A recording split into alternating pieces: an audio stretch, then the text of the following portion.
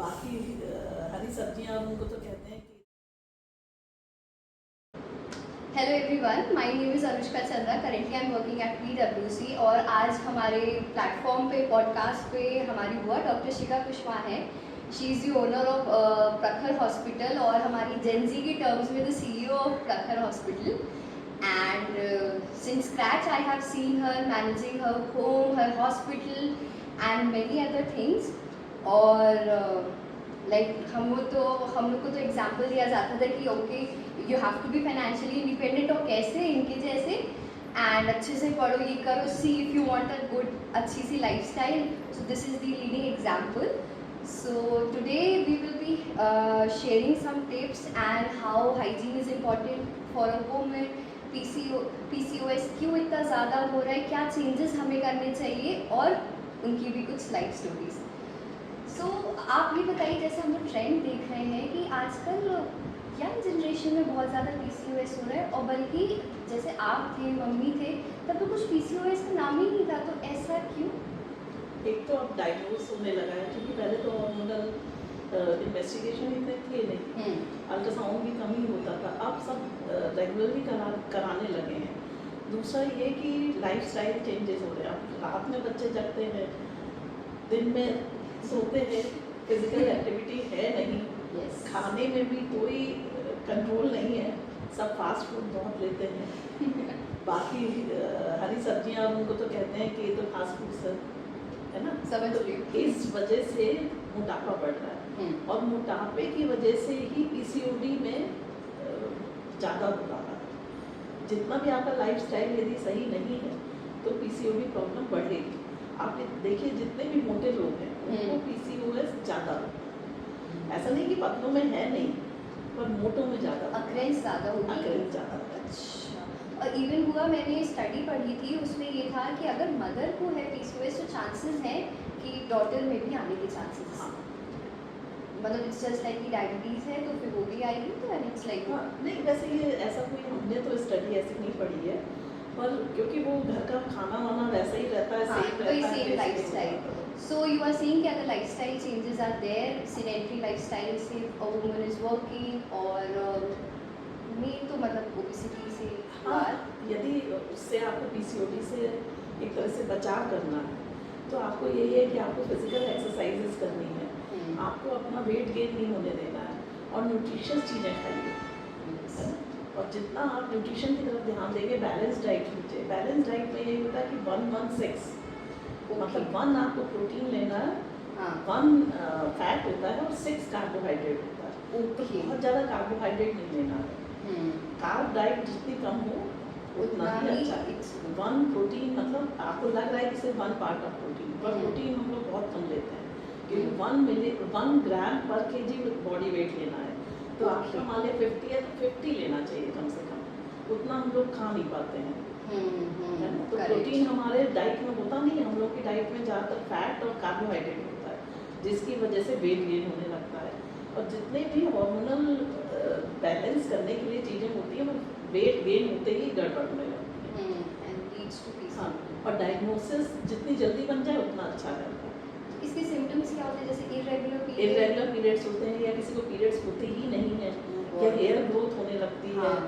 ये सब चीज़ें जिनमें होती हैं उनमें PCOD ही ज़्यादातर निकलता है. Okay. So what would be the 3 hygiene tips जो आप दोगे फॉर अ टीनेजर जिनके पीरियड्स चल रहे हैं, और इन जनरल फॉर दैट? हाँ, तो सबसे ज़्यादा तो यही है कि आप सैनिटरी पैड यूज़ करें. जब भी पीरियड्स हों पैड यूज़ करें, और कॉटन पैड ज़्यादा यूज़ करें. जैसे ज़्यादातर सिंथेटिक वाले भी आ गए तो वो ना यूज़ करें, क्योंकि उसमें ज़्यादातर एलर्जी होने के चांसेस हैं. और वो पैड भी ये चेंज करें, ये नहीं कि एक पैड आप वही यूज़ करें जाए. और दूसरा ये कि जैसे सोप है, सोप वेजाइना में यूज़ नहीं करना चाहिए, क्योंकि सोप एल्कलाइन होता है, जिसकी वजह से वो और इन्फेक्शन वहाँ पे फ्लेयर हो सकता है. तो आपको एसिडिक वाला, जैसे इंटी वॉश वगैरह है या बी वॉश है, उससे वॉश करिए.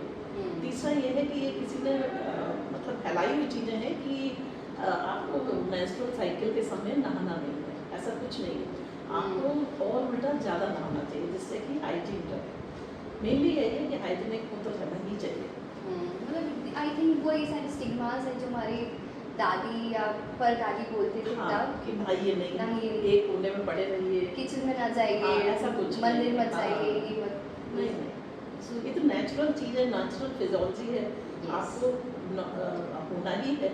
तो इसमें कोई अनहाइजीनिक कहाँ से हो गया वैसे, हाँ मैं कि वो समझ लड़की थोड़ी अनहाइजीनिक हो गई। यस ये चीज़ें एंड जैसे आज की जनरेशन में काफ़ी इम्पोर्टेंस है for a woman to be financially independent, so इसमें क्या मतलब? हाँ, वो तो होना ही चाहिए। अब आप देखिए कि जो लड़कियां काम करने लगी हैं, और सभी अधिकतर लड़कियां अब काम करने लगी, चाहे वो मेहंदी का काम करें, चाहे वो कपड़े धोने का काम करें, बाहर निकलने लगी हैं।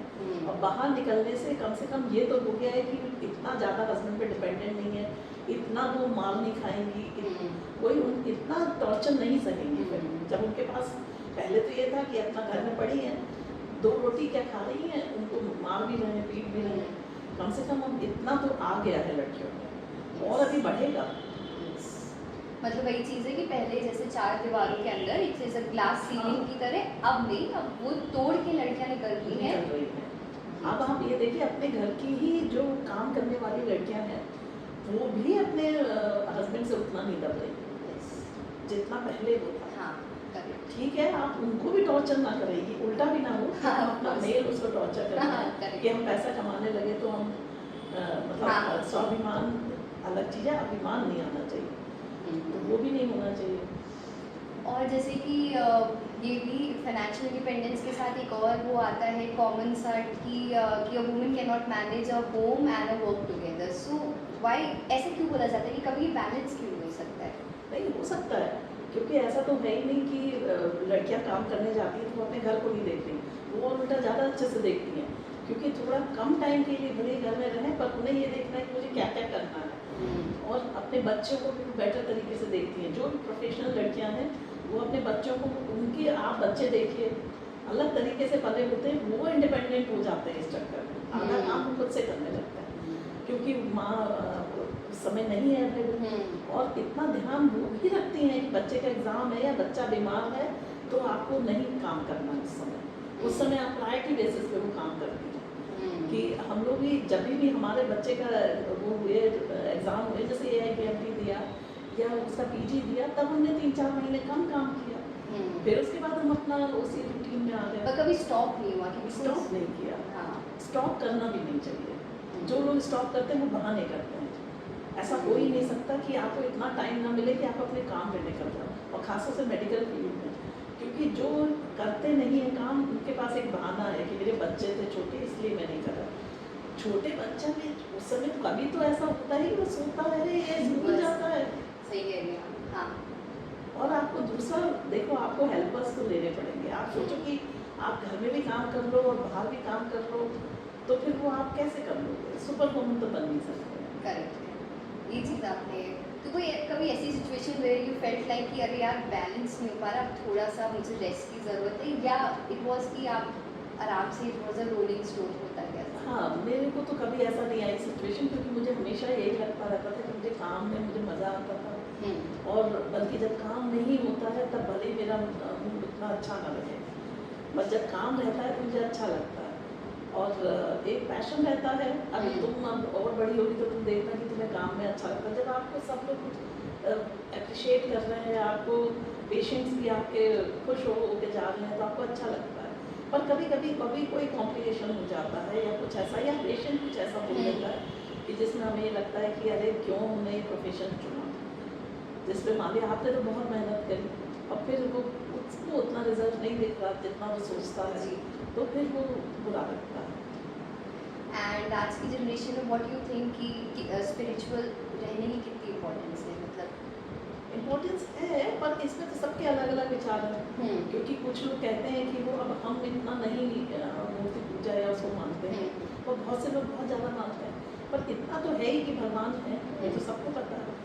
और थोड़ा स्पिरिचुअल होने से ये फ़ायदा रहता है कि आप गलत उसमें तो नहीं जाओगे, कम से कम आपका मॉरल जो क्लॉक रहेगा वो हमेशा बताएगा कि क्या सही है या क्या हाँ, गलत है। पर इतना अंधविश्वासी भी नहीं होना चाहिए कि बिल्ली रास्ता काट गई तो आप ये नहीं कर रहे, करेक्ट। या थर्सडे को हम नेल्स नहीं काट रहे, या बाल नहीं काटवा रहे।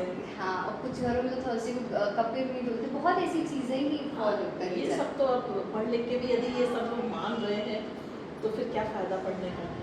दीज आर द मिथ्स, हाँ, वो ये चीज़। तो मिथ्स नहीं है। आपके धर्म में ऐसा है और वही दूसरे धर्म में वो चीज़ है ही नहीं, तो उन पे पाप नहीं चढ़ेगा। ये पॉइंट अच्छा है।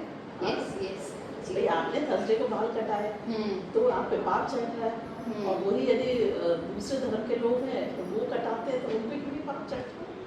हाँ, अगर कोई थ्योरी तो should be applicable to all, हाँ। ऐसे किसी एक पे एक पे नहीं हो सकती। यस।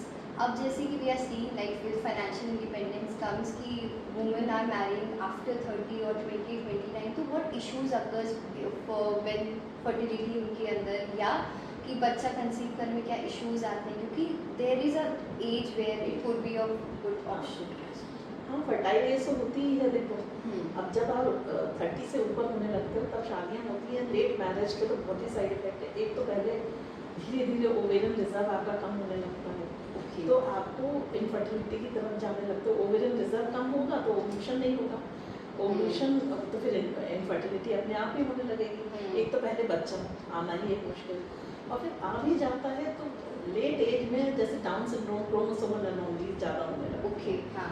तो आपको कायदे में तो अर्ली एज में ही करना चाहिए। पर ज़्यादातर लोग यही हो रहा है आजकल कि 30 ईयर्स तक तो कोई शादी ही नहीं करना चाहता। अपने एक्स फ्रीज करा दें। हाँ, वो भी अभी एक नया सिस्टम हाँ। शुरू हो गया है कि वो यंग एज में अपना फ्रीज करा दिया। अब फिर उसमें तो पर आपको फिर पूरा IVF ही कराना पड़ेगा ना, जो नेचुरल तरीके से हो सकती है चीज़, उसके लिए आपको पूरा प्रोसीजर तो कराना ही तो पड़ेगा। इसमें भी पूरा देखा जाए यही उन लोग की वो है कि मैं भी फाइनेंशियल इंडिपेंडेंट बन जाती हूँ फिर होगा, क्योंकि उनको डर लगता है कि मैं शायद मैनेज ना कर पाऊँ। पर अगर आपका व्यू देखा जाए कि चीज़ें मैनेज हो जाती है, इट्स अ गुड माइंडसेट जो कि चीज़ें मैनेज हो रही है। आप ये सब, आप बहुत छोटे बच्चे को नहीं छोड़ सकते हो चलो, पर आप थोड़ा बड़े होने पे करते ही हैं। मैंने IPS ऑफिसर हैं, IAS ऑफिसर्स हैं, वो तो अपनी नौकरी छोड़ के नहीं बैठ सकती, वो कैसे मैनेज कर रही हैं। और उससे ज़्यादा तो डॉक्टर्स, अगर रात में कोई पेशेंट सीरियस आ जाए तो they have to go to उनके हस्बैंड बहुत सपोर्ट करते हैं। जिस भी फीमेल के यदि मतलब अच्छा चल रहा है काम, तो उसके पीछे उसका हस्बैंड का हाथ तो होता ही है। वो यदि सपोर्ट नहीं करेगा तो नहीं हो सकता।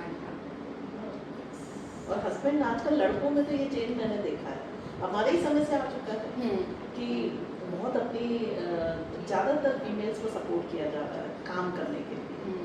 तो जब वो इतना कर रहे हैं, आप अब भाई आप रात में मान ले जा भी रहे हो केस करने, तो वो आपको लेके जा रहे हैं या बच्चे को संभाल रहे हैं पीछे, बहुत है। और छोटे बच्चे, भाई छोटा बच्चा है, वो स्कूल भी जा रहा है, 7-8 घंटे तो वहीं रहेगा, फिर उसके बाद कोचिंग जा रहा है। 7-8 घंटे आपके पास है अपने क्राफ्ट पे बहुत काम करने के लिए जिसको करना होगा वो कर वो लेगा। करेगा। वो बहाने रहते हैं कि जो लोग जो नहीं करते ना, वो आलस दिखाते हैं कि हम ये भी कर लें वो भी कर लें, कैसे कर लें। कोई कुछ पॉइंट्स आपको अगर ऐड करना हो या फिर कुछ? थैंक यू, बहुत स्वीटली लिया। Oh thank you.